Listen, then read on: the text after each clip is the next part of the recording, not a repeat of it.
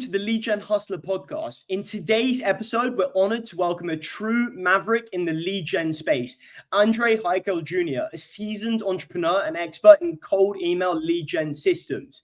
Andre has made a significant mark in the industry over the past few years. He's worked with over 200 agency owners, has multiple businesses, and his mission is centered around empowering agency owners to add over 30K MRR to their businesses through masterful cold email lead gen systems. And he's reshaped the trajectory of countless marketing agencies. Andre, it is a pleasure to have you here. To kick off, I'd love you to tell the people what you do and what you have going on. Hey, Noah, thank you so much. That's an amazing intro. I think that's the best intro I've gotten on a podcast. So I super appreciate that, bro. Awesome. And yeah, man, I'm happy to be here. I'm happy to share with your audience just my experience over the past couple of years doing cold email lead generation. And I think the angle we can take that'll be unique and will serve your audience best is how I've taken this mechanism that is cold email lead generation and spinned it into multiple businesses, being an agency, a recruiting service, a coaching program, an info product, and now a software and a SaaS. So lots of directions we can go today. Yeah, no, I'm excited. Yeah, from Knowledge X to Client Ascension to merging everything. And then you've got ListKit as well. You have a ton of interesting learnings and things to discuss. But to kick off, I'd love to be able to understand, how did you get into the lead gen space and dive into this world? Maybe even share a little bit about how you got into the entrepreneurial journey to kick off. Absolutely. Yeah. So going all the way back, like I grew up around entrepreneurs. My two biggest influences in life, my dad and my grandpa, were both successful entrepreneurs. So right away, like that's what I knew I wanted to do. So I didn't go to school like looking for what I wanted to do. I knew I already wanted to be an entrepreneur. So that was already set. And so I got started really early. My first business was basically flipping sneakers around the age of 16 or 17. And then that transitioned into the world of podcasting, similar to what you're doing. So I was young. I wasn't really sure what I wanted to start like business wise. And so I thought the best thing to do is start a podcast and learn from other successful entrepreneurs to just gather enough ideas to figure out what would be my next big idea.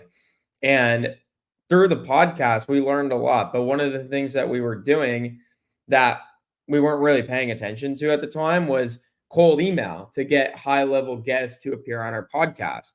And so we would send emails. We would also do DMs on social media to guests that we had on our Dream 100 list.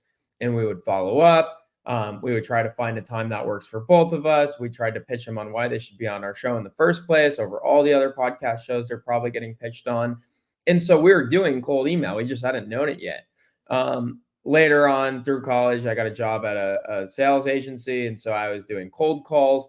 And so it was just a culmination of all these experiences that just put it right in front of my eyes that like this cold email thing is something to pay attention to. And so really the breaking off point was while I was at this sales agency doing cold calls, I hated cold calls. And I know I'm not the only one who hates making cold calls, but you had to do it, right? Just to learn. But as I was doing it more and more, I was trying to find more effective ways to do that same thing, but without having to speak to people all day long. And that's exactly what cold email is allowing me to do. And so I branched out, started my cold email agency from there. And it was really just, again, a culmination of these learnings from doing cold email to get podcast guests, working at a sales agency to understand like the foundation and principles of sales in the first place. And once I had enough of these things, I was able to venture out on my own and start an agency. Nice. And then was that agency Knowledge X? Is that what in its infancy? Yeah, pretty much. So we started Knowledge X. It did not get off the ground at all for the first 3 or 4 months. And my friend then introduced me to a course that was out there called Cold Email Mastery by a guy named Daniel Fazio. And so I bought that course. We went through it. We learned how to do things properly. We learned like the actual systems behind it and how to sell clients on the service. And then from there, it really started to turn around. Awesome. When you started, I also want to talk about today because it's so impressive, your growth, but just touching on when you did start, what was the kind of first verticals that you served and how did you approach acquiring those first initial clients? Yeah, so I was always under the belief, and this is something that gets talked about a lot in the agency space. Everyone's like niche down, niche down, niche down. You have to be niche. But like I never believed that. It didn't make sense to me because what that led to is people just like blindly picking a niche just for the sake of picking a niche. Like there's no reason behind like, oh, I'm going to work with these guys other than I just need to niche down. And to me, that wasn't a good enough reason. And so I said, hey, we don't know who we can work with yet because we don't have the experience. Like we haven't done cold email for anyone other than ourselves to get guests for our podcast. And I know that wasn't something people would really pay for. So let's just do cold email for whoever is willing to pay us to do it for them and figure it out from there. So we did a lot of trial runs early on. We worked with a wide variety of agencies. Like we knew agencies were really the place to be because we were an agency. We knew the ins and outs. It was just a matter of like what types of agencies were a fit for us to get results. And so after it was probably around 10 to 15 clients that we had to work with to really realize that our bread and butter was e-commerce service providers, and even further is e-commerce email marketing agencies. And so based on the data, that's when we decided to niche down. And by niching down, using the data, we were able to scale. Nice. So, and then that's how, now if we look anywhere, you speak to the agencies and Client Ascension definitely showcases that. So then today, jumping forward to today, talk me through where you're at today and what it looks like in terms of like you have Client Ascension. Like, how did you go from starting the agency and then moving forwards to be able to building out that as well? Yeah, like we could spend some time in like the beginning stages of the agency because there was a lot that happened. Let's do that. Yeah. And maybe it could be cool then if we're gonna do that, just to talk a little bit about the initial service offering and how was that set up, what were the ideas behind that? Exactly. Yeah, because I see so many mistakes. And I mean, I work with a lot of newer agencies now through Client Ascension. And so the mistakes I see people make really early on is, again, they niche down just for the sake of niching down. Like if you were to ask someone why they're niching down and their answer is because I need to niche down, they're making the wrong move, right? If they say, oh, because I performed well for these clients, or hey, I worked at an agency similar to the agencies I'm now wanting to serve, and so I know the ins and outs, I understand how it works, I understand the offer, the pain points, all that, great. But if there's not a true reason behind it, so if you're in the audience listening, like ask yourself, if you're currently niche down, why?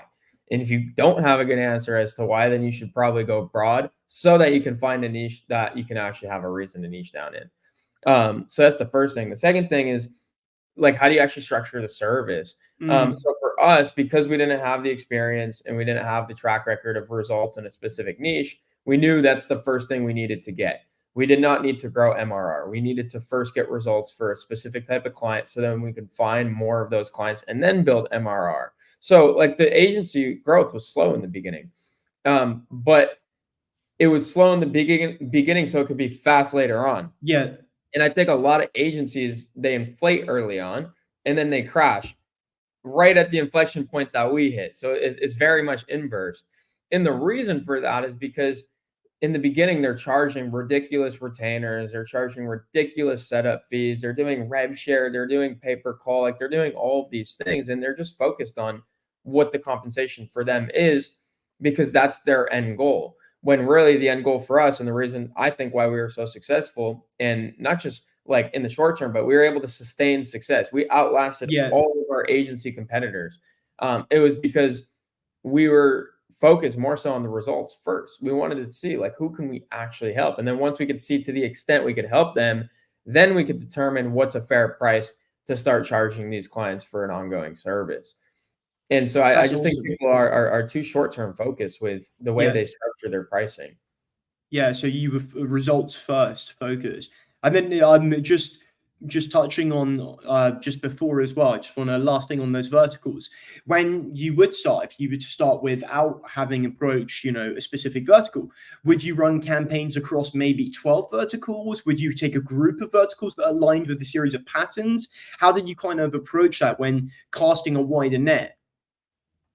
Yeah, casting a wider net is not as difficult as people make it out to be. Really, there's only so many people you can provide cold email lead generation services to in the first place. And so like do your research. But for us, like we identified software companies was one, anything B2B, right? So like SaaS, B2B SaaS, you have agencies, but like agencies is a massive category that could be a recruiting agency, an e-commerce email marketing agency, an advertising agency, a TikTok influencer agency. And so we just cast a net to all agencies to see what types of agencies were responding, frequently. And then you have, I mean, there's so many different B2B services. You have recruiting, you have accounting, you have legal services. There's just so many. But quickly we found out it was within the agency niche that we can do, our best work. And here's the other thing to understand. The people that were responding most to our emails were not the clients we actually did the best work for. And so that's another thing to look out for. There's a difference between someone who wants your offer the most and someone that you can actually deliver the results for the most. And so what that looked like for us is the people that wanted our offer more than anyone else were other lead generation agencies.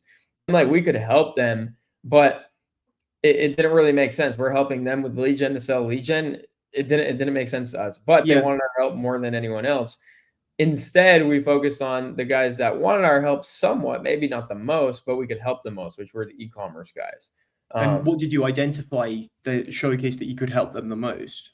Just running the trials. And this is what worked so well for us early on. It's like we were forced to get good at lead gen because we said, hey, we'll work with you for free. We'll charge you based on the specific result you want at the time, which back in the day was pay-per-call, right? We kind of like started that whole thing with pay-per-call. We were one of the first pay-per-call agencies on the market. And it was just aligning the incentives. It's like you are hiring us to book calls on your calendar. And so you should only pay us when we do that. And it was such an easy sales pitch. And then we were forced to perform because if we didn't perform, then we were losing money on that client because we're paying for the softwares, the domains, the leads list, all that, right? And so the measurement was just taking on a bunch of clients, like 10 to 15 clients in those first 2 or 3 months, and then letting the chips fall where they may. Run the campaigns and see which campaigns perform best and why. And is it replicable? And with e-commerce, it was because the way we looked at e-commerce agencies is like they're working with e-commerce brands, right? And e-commerce is one of the fastest growing industries. So there's going to be a plethora of e-commerce brands in the next 5 or 10 years that we can continue to target. We're never going to worry about running out of e-commerce brands to send cold emails to. Whereas some industries, it's super limited, right? Like some of them are even localized. Like, oh, I can only work with people in this region. Well, then you're only going to have that client for 2 or 3 months before you run through the entire leads list. So you're looking at it from multiple angles, but e-commerce just made so much sense at the time. It's interesting because some people say like e-com brands like to contact like these businesses, some of the hardest businesses to break through to. And it's, it's interesting to see that you've managed to enable these individuals to have success in activating that like target market as well. But yeah, so then how did you go to actually solidify the service? You started to generate results, and what was the evolution of that? Just to understand how that progressed. So we evolved quite a bit. I mean, we started with just pay-per-call. I think at the time it was like $175 a call. And then we increased that to $250. And then we threw on a setup fee for like $1,500. And then we increased the call booking to $300. And then we introduced a small monthly retainer. And then we went full retainer. And so like again, like you evolve as you prove yourself. We didn't just start setup fee plus retainer because no one would have bought from us. And we wouldn't have felt good about taking that we wouldn't have known what to charge because we wouldn't know what the value of the service would look like.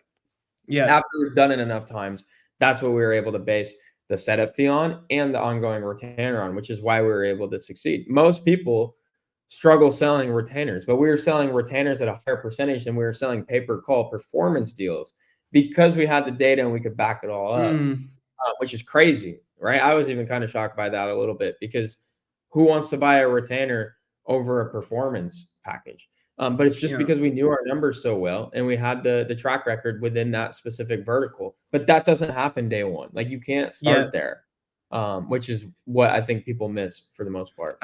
And when it did come to like kicking off with that pay-per-call model, what did you do in terms of the setup? Would you just cover the costs internally on your own and know that you'd make them back? You keep the cost, and that was the beauty of it because you're forced to perform. If you don't perform, you're losing money, and it should be that way in the beginning. Because if the pressure's not on, you're never going to have to be forced to learn. Like again, a lot of these agencies, they do the setup fee, they do the retainer, they get those payments from a handful of clients, and now they're comfortable. Until again, it's that inverse graph where it's good in the beginning, and then it falls off hard and it crashes hard later on. The reason that we're able to build an agency over the course of 3 years consistently with growth is because of the way we started, and it's because of the way we've done pricing. And we've even changed recently into a model that nobody else is doing for these exact reasons. So we're always evolving. And yeah, in terms of the process to be able to actually fulfill these clients, well, like obviously, I'm sure that's evolved as well from being yourself probably and a couple of individuals to having an entire operation. So like, how did that start to evolve, and what does that process look like today versus back then? Yeah. Yeah. I mean, back then it was like you said, I was wearing all the hats. I was building the leads list, doing the inbox management, setting up email accounts.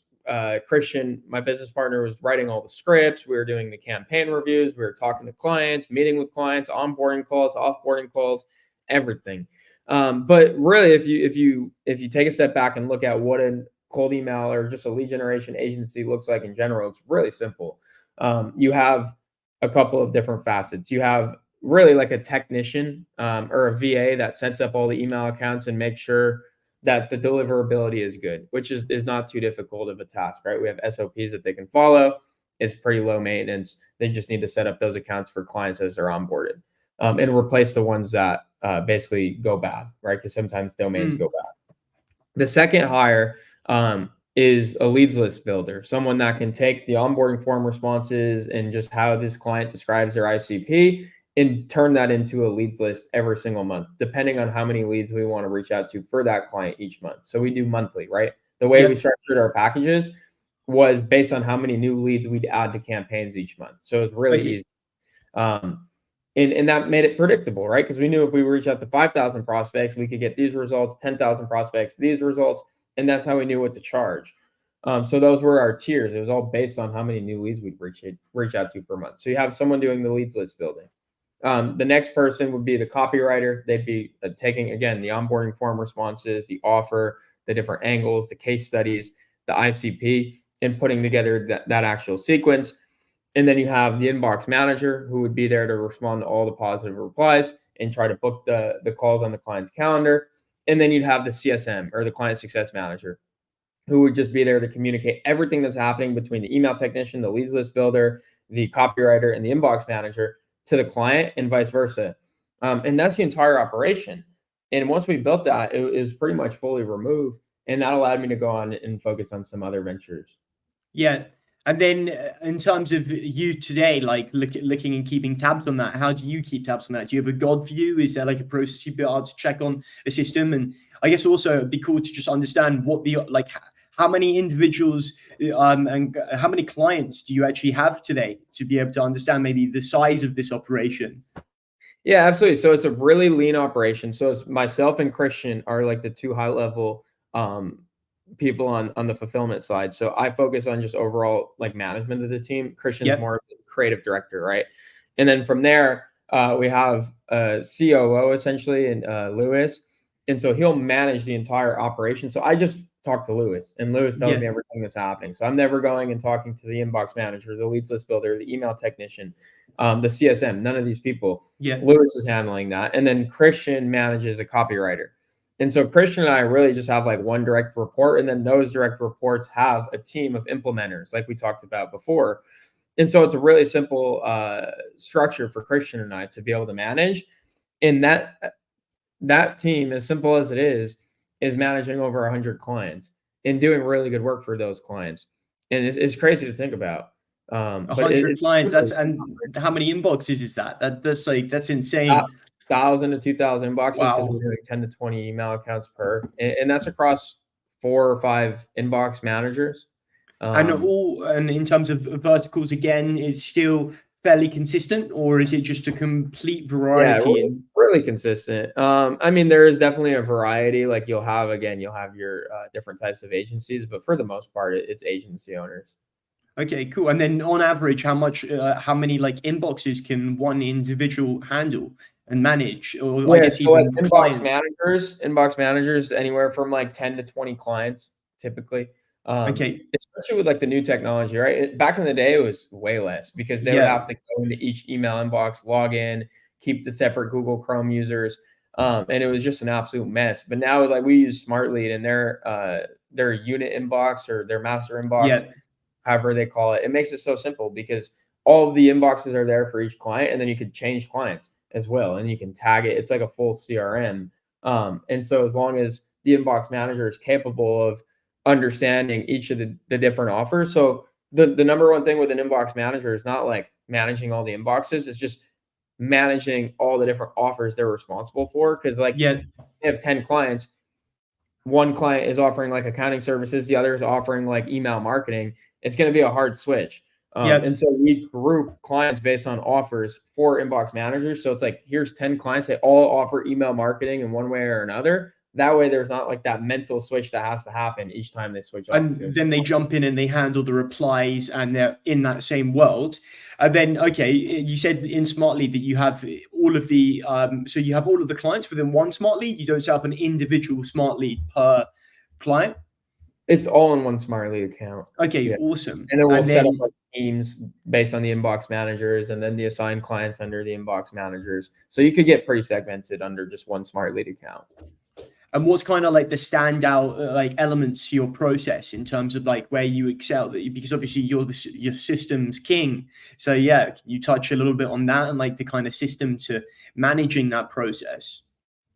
Yeah, I just think we understand cold email so well, all the way from deliverability to leads list building to copywriting. And it's like, it sounds so simple, but people get each of those things wrong in so many ways. But like with deliverability, we have a really methodical process. We send the lowest volume per inbox out of anyone else because we're willing to pay extra for additional inboxes rather than trying to max out and max strain the existing inboxes. I think that's like the biggest mistake people make. It's like, oh, like why not send 30 emails per account instead of 20? And it's like, just buy 5 more domains and play it safe. Like it's not that expensive. It's like $6 a month per domain or per inbox. And so we're willing to outspend our competitors on deliverability to stay under the radar and safe, which is a huge deal. The second thing with leads list building, I mean, we have the biggest competitive advantage there with ListKit. Like we own a database company. And so we have access to the best data and the most data. And so that's a huge advantage. And we understand leads list building better than anyone else as well because of the ICPs. And the other big mistake that that new agency owners will make is they'll have their client tell them what their ICP is, but the client really doesn't know their ICP.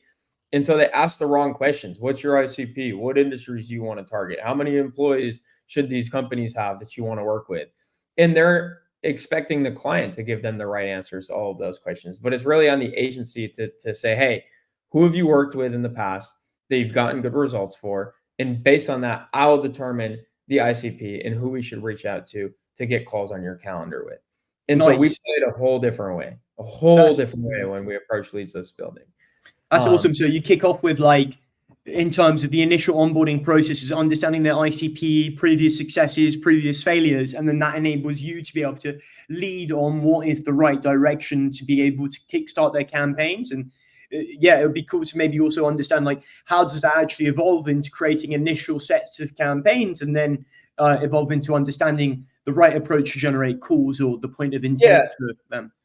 Yeah, exactly. So like, again, most agency owners, they get the strategy from the client and it's like, that's backwards, right? The client is hiring you to do the strategy. And I understand like some clients will be really adamant about use this script or target these leads, but that's never us. Like we've done it long enough to know what works. And we know that the client is hiring us because they don't know how it works. And so like another thing we do really well with is just client management. Like we have a great team of CSMs. We communicate really well. And it's all with good intent, right? Like just because we're shooting down ideas from clients doesn't mean we don't respect them. It's just because we know what works.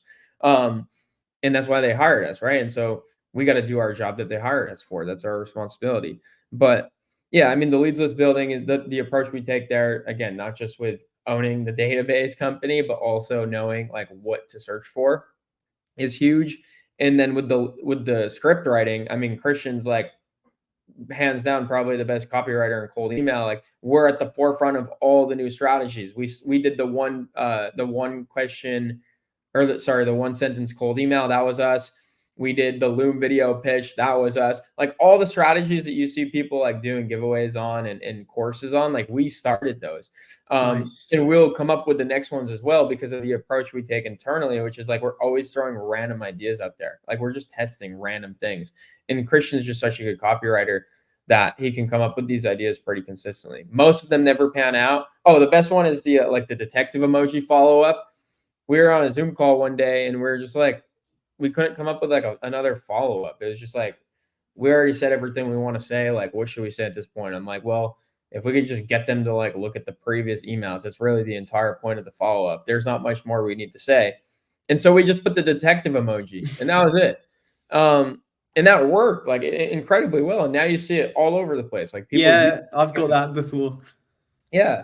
And it just works extremely well. So we're always just testing really new ideas, which is why we're winning on that side. And then what you were saying earlier is like, how does it work with like testing campaigns and where do you start? That's the biggest thing we're good at is like setting expectations with the clients. Just like with any marketing strategy, you're not going to see results right away. You're not going to hit a home run on your first swing. And so we always set the expectation that we have 90 days to figure this out.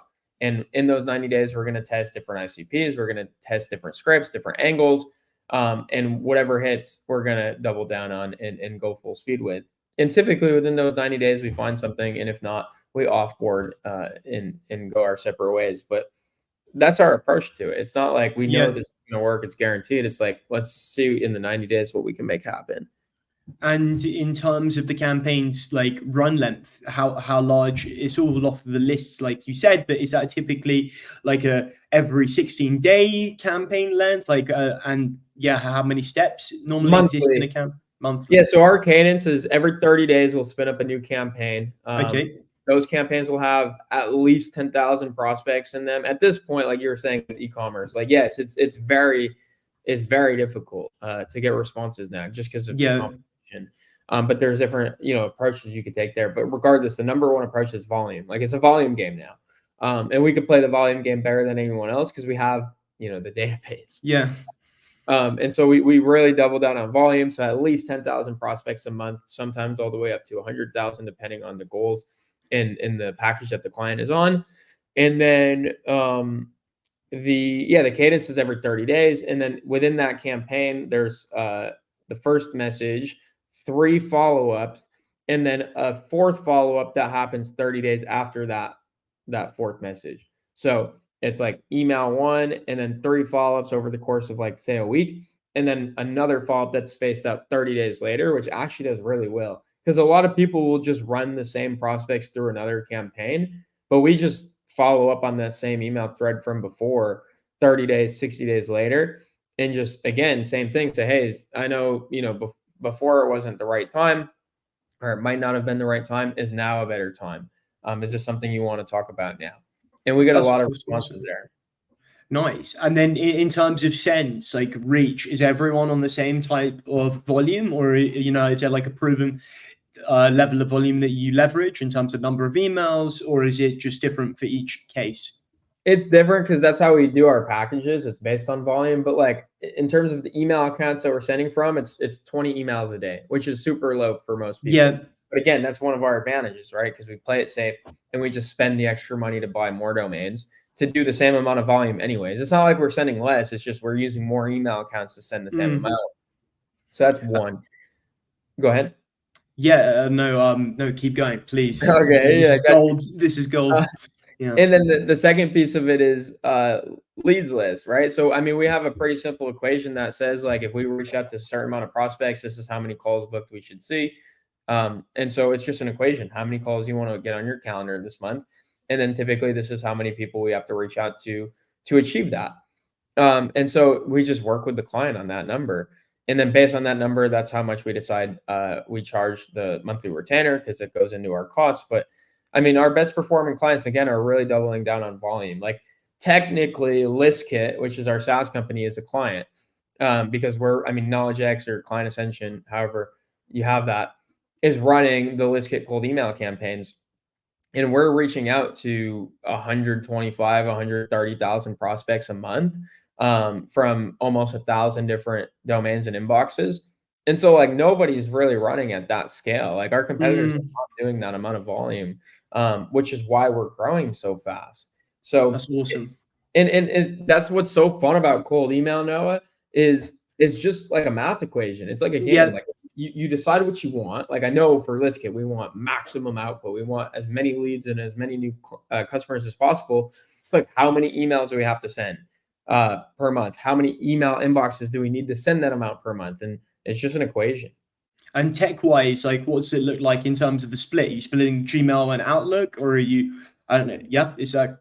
Yeah, it's good to diversify, especially now. Like there's a lot of fear mongering about what will happen with Gmail. I'm not worried about it. I mean, I still think Gmail is number one, but we do now set up on Outlook as well. And so it's good to have that diversification. And Smart Lead has a really cool feature where it can detect the email you're actually sending to. And if it's like a Gmail, it'll use a Gmail inbox. If it's an Outlook, it'll use one of the Outlooks. So you also get that benefit by splitting. Awesome. No, yeah. And like you said, there's a lot of fear mongering at the moment, but the key is just evolving like you've always done.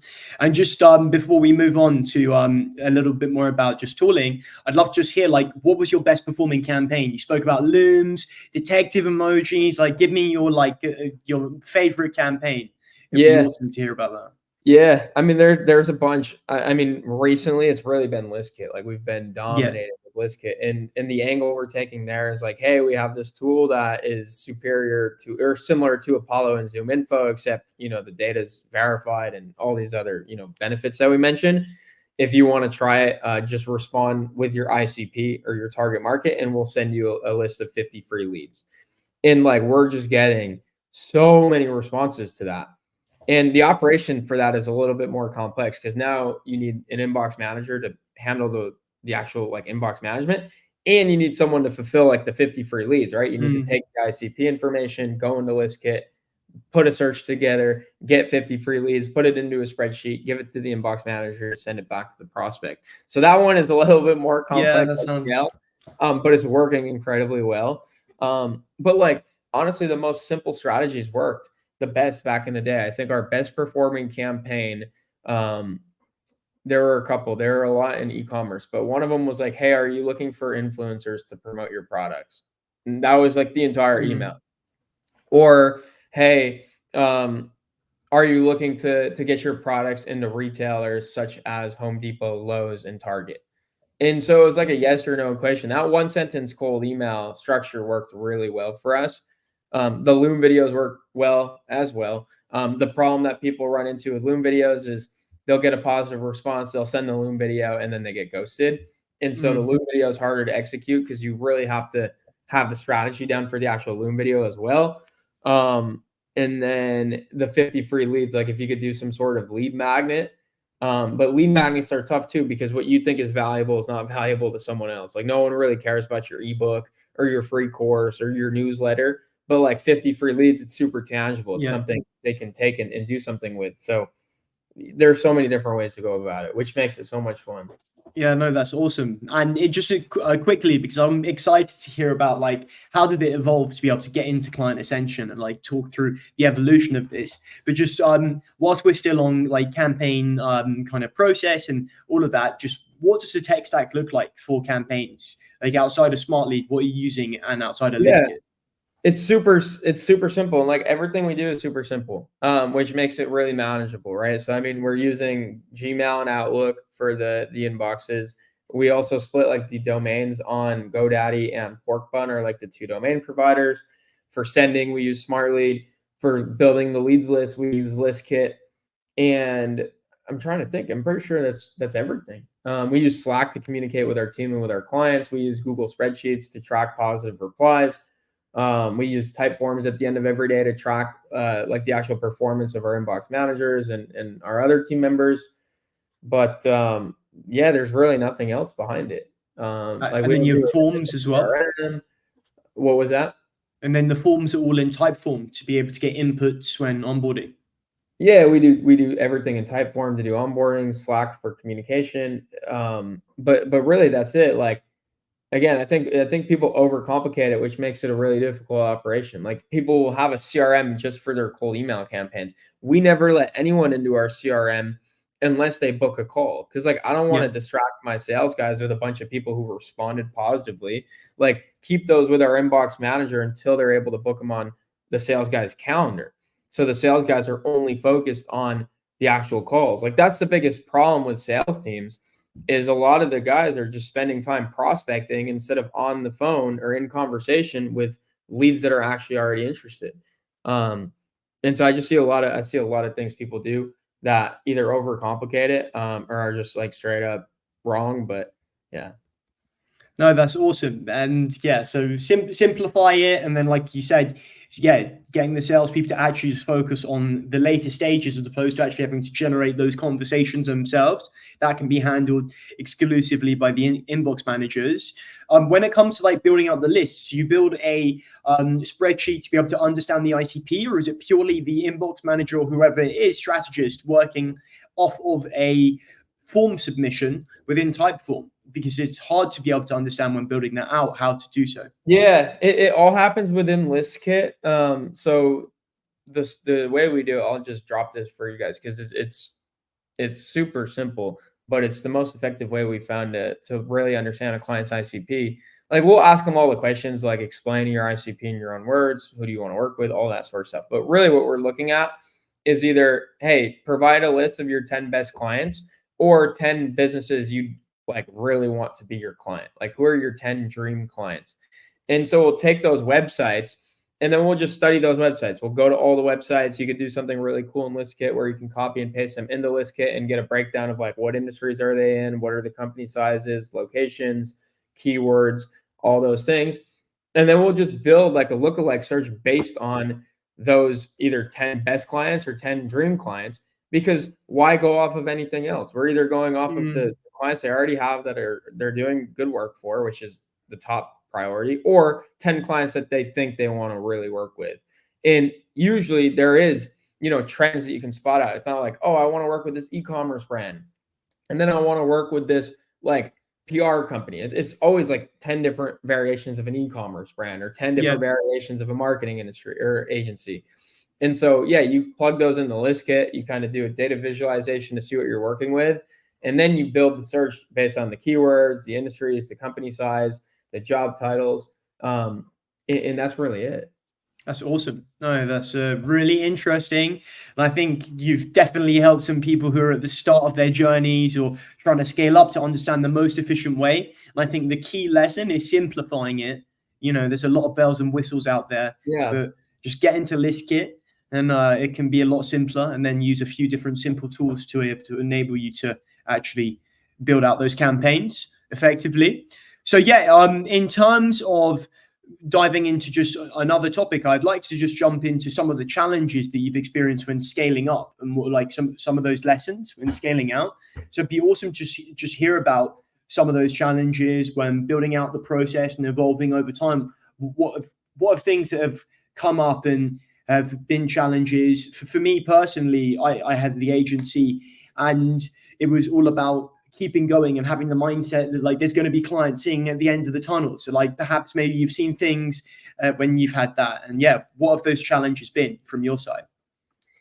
Yeah, I would say like the most common challenge is definitely like the way we've structured the offer. So in the beginning, like pay-per-call was not sustainable. Like pay-per-call was a good offer to get us to, I think we tapped out at like 40K a month was where that got to. And at that point, it kind of just breaks. Like you need some sort of retainer. You need some sort of predictability because you can't confidently hire team members based on a performance offer only, because you don't know how you're going to perform next month. And if you don't perform well, either you don't get paid or the team doesn't get paid. And so it just causes a lot of difficulty at scale.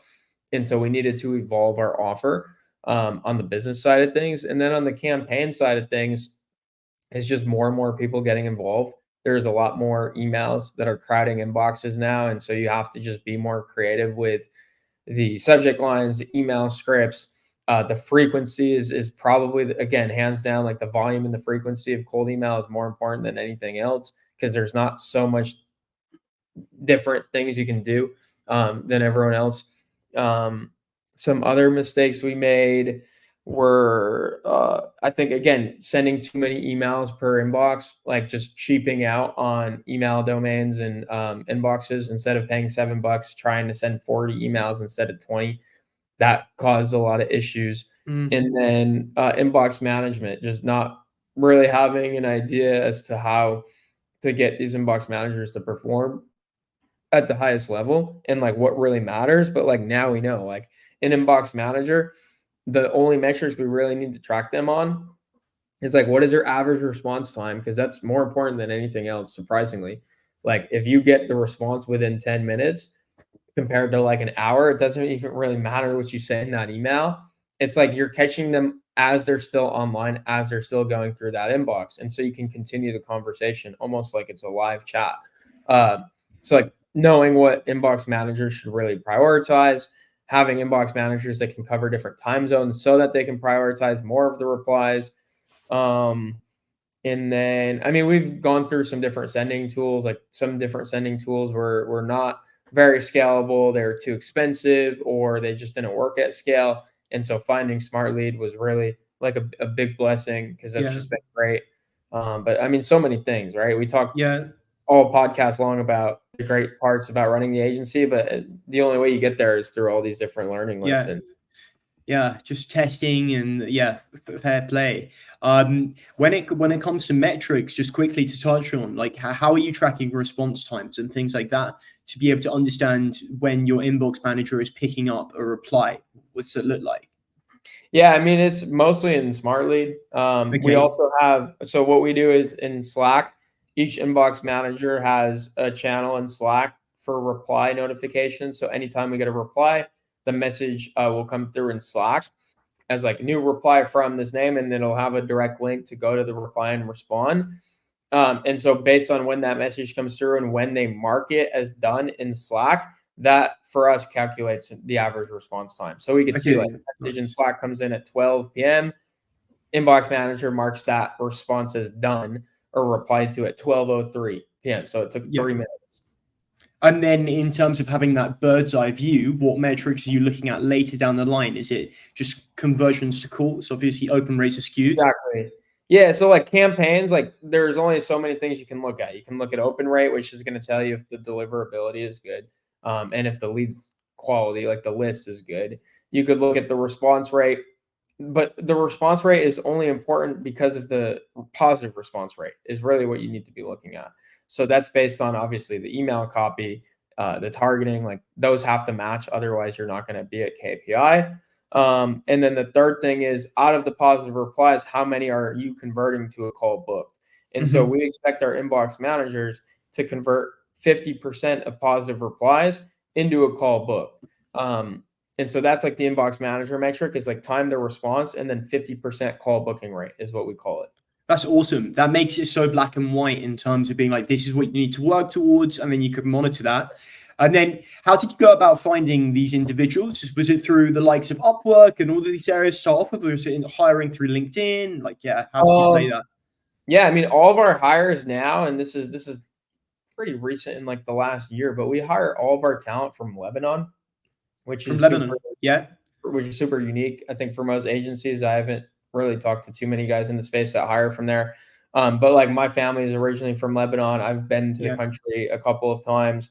I have a lot of friends there. Some of the guys in Client Ascension are from Lebanon, and they went on to start like a recruiting agency. So I just get all of my talent from them.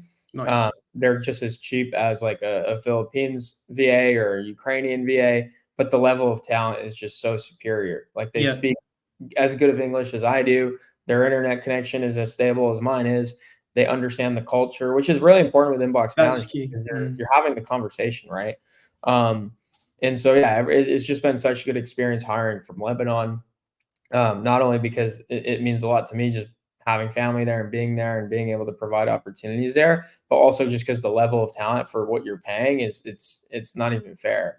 So that's where we're finding all of our talent. Our last, I want to say 9 or 10 hires have all been from Lebanon. Through networks or through like using sites or networks to be able to do the recruiting agency that started in Client Ascension. Yeah. Oh, awesome. That's sweet. That's so cool. All right. We've been talking about Client Ascension on and off, and obviously Client Ascension is within what we've spoken about as well. So let's get on to talking about that. Like, how did Client Ascension come about? And just tell me a little bit about Client Ascension as a whole. Yeah, so going all the way back, that course that got us started with cold email is Cold Email Mastery.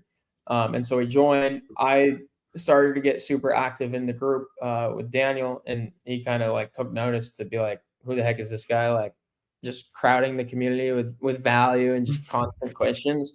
And so we ended up jumping on a call just to connect. And we just had there was a lot of crossover between everything we were working on. He was doing an agency, but he hated the agency. We were doing the agency. We were doing well with it. And so there was a lot of different opportunities to partner. We ended up partnering on a small info product, which was like an inbox management training, essentially. And that led to us just going further into business because we were like, we could sell info products like cold email mastery and like these scripts swipes for as long as we want. But like, it's not fulfilling. Like, whereas if we could get in the trenches with some of these agency owners and share like our learnings from running our own agency. And so we decided to take it to a full scale coaching program. And really the entire goal since day one was to create, an education platform for agency owners to learn from us and other successful agency owners. That's what makes Client Ascension great, is they're not just learning from me or Daniel or from Christian or Dan. They're learning from 18 other guys like Nick Abraham, for example, or other guys in the agency space every single week on live calls and in the Slack community and through different training modules that are also available. And so, yeah, Client Ascension was just like a way for us to go back and help like the past version of ourselves, because we're at one time that agency owner that was, struggling to get off the ground. We were burning money for the first 3 months. We were not making anything, like not getting results for clients, not knowing who to hire, where to hire, how much to pay, how much to charge, how to get results, none of that.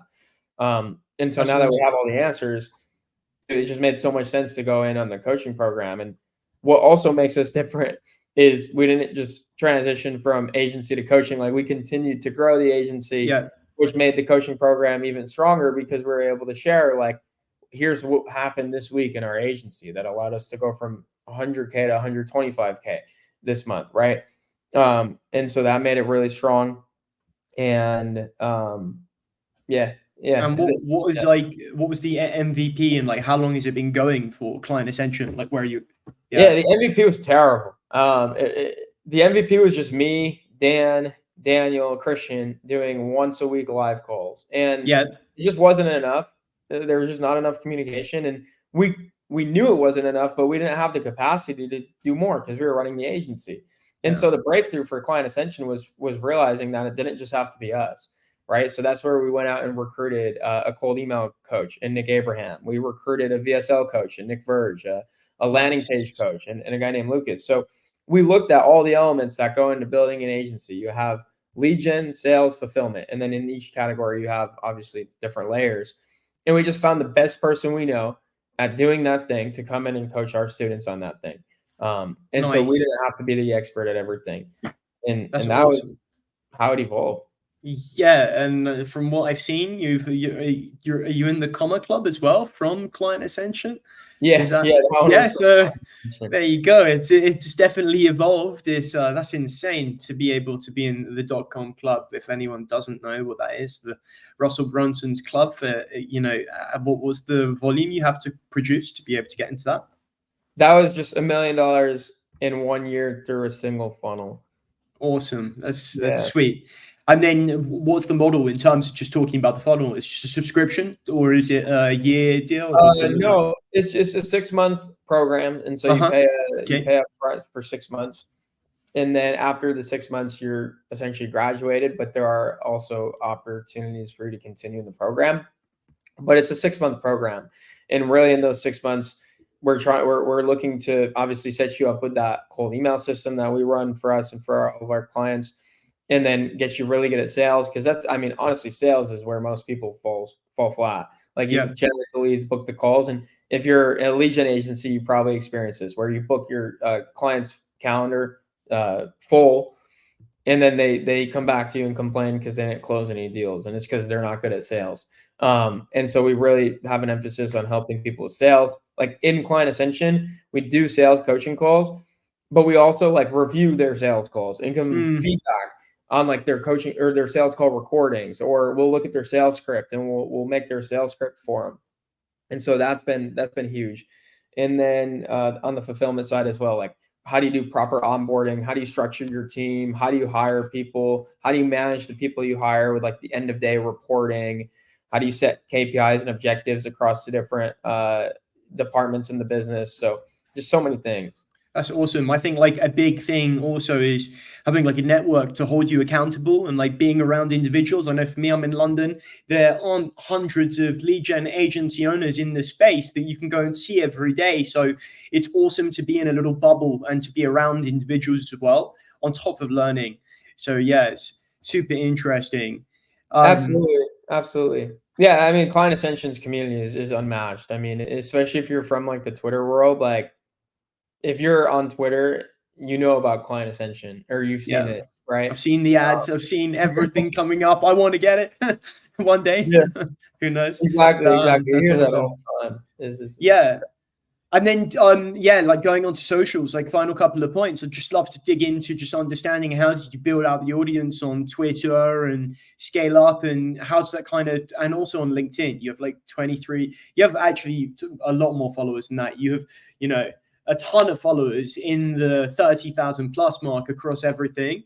LinkedIn, Twitter, then on YouTube, you're posting. So I'd love to just understand, how have you leveraged social to be able to build up that audience? And then how does it tie into aiding you to be able to, actually accelerate your activities on all angles, from Client Ascension to ListKit and KnowledgeX? I think, I mean, for me, it's Twitter. That's where I started, and that's stayed the most consistent, just because it's as simple as you type a couple of words and you press send. It's not as like aesthetic as Instagram, where you have to put a post together, or like YouTube, where you have to sit down and record a full length video. And so Twitter is where I started and had the most success, and still do. Recently, I've gotten into Instagram and YouTube as well, because I know diversification, same way with the Google and Outlook inboxes, it's important.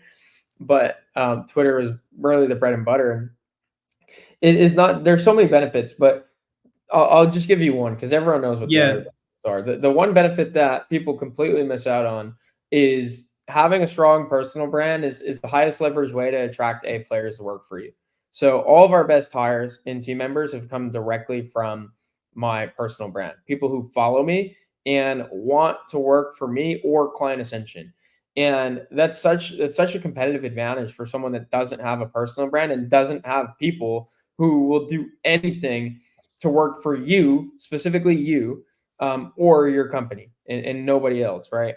And just from that frame of like, these people really care about you, they really want to be a part of what you're building, the actual talent and the skill sets and whatever the role requires, like that's the easy part. And that's why we have such a strong culture.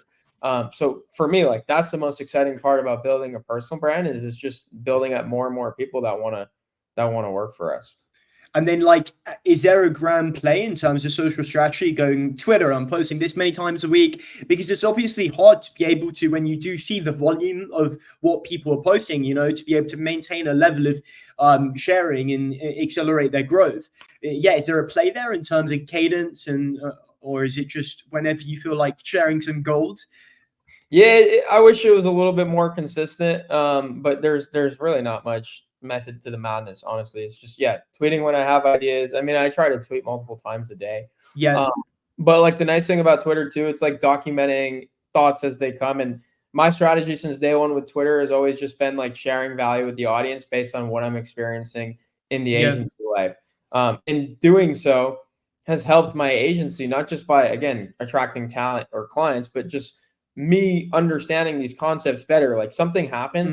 This is a great lesson as well. It's like, it's better to not hit your goal or not hit your objective and know why, than it is to hit the objective and not know why. So like a lot of times things happen in your agency and you don't even understand why. So if you take a minute to sit down and write about it and document it and fully flesh out what happened, and then share it in the form of a tweet or a thread, it crystallizes, and then it's repeatable and you can go back and do it over and over. And so Twitter has been a great, way to do that. That's awesome. I was on the LinkedIn side and need to get into the habit of short tweets. I was always on that side, and the Facebook, and obviously it's evolved since then. Really, really awesome. And in terms of the next steps, where are you looking to be able to move towards over the next year? Obviously, like, what are your plans like over the next year? Yeah, it's a great question. I mean, right now, Client Ascension is in a really good position to continue scaling. And so we want to get that out to as many people, just because like the results we've been able to get for people is unreal. Like the level of fulfillment you get from running a successful coaching program and education business there's nothing like it. And the culture there is so strong. We're getting into more like in-person events. We've done a couple recently. We're planning to really scale that up next year. Just bring the community together in real life. And then we have the placement offer. So we're doing a lot of recruiting, basically helping people that want to learn cold email to get placed in opportunities to do cold email for businesses that need it. And then list kit is a huge focus as well. Obviously, we have a SaaS product that we believe is superior to the competitors on the market, and that's just going to take a lot of effort because we're bootstrapped and we're up against some of these guys that are funded up to a couple $100 million or even public. So the SaaS is a big one for us as well. That's awesome though. Like the dream, I think, for a ton of agencies is to be able to have generated enough revenue to be able to actually move into SaaS, because obviously it's such an awesome model and it's scalable in a completely different way, in terms of it's not reliant on human delivery. So it's awesome to be able to dive into that world. I know, like, that's the grand dream for a lot of people. So it's crazy to see you doing that, and hearing as well that you touched on enabling other agencies to be placed to be able to deliver for people who want lead gen. Like, I think that's a big play. That's super interesting as facilitating that. But yeah, thank you so much for coming on the show. I really appreciate it, and it's been a great conversation. So one last thing, where can we find you if we want to go and follow your progress? Yeah, thank you. I appreciate this super in-depth interview. The questions have been great, and you set up the questions really to give me an opportunity to like share real strategies and stories from my experience that I'm sure will serve your audience well. Which is always a good feeling to end these podcasts on. So I appreciate it. In terms of where to find me, like I said, I'm really just consistent on Twitter. And so if you look up my name, Andre Haykal Jr. on Twitter, it'll come up, and I answer my DMs. That's how Noah and I connected with Twitter DMs. So shoot me a DM if you're interested, or just read through some of my content. It's mostly cold email focused. So. Yeah, Andre, thank you so much. You're a living legend, and thanks for getting back to me on the DMs. And I'm excited to continue to be able to talk and follow you on your journey. See you later, everyone. Appreciate it.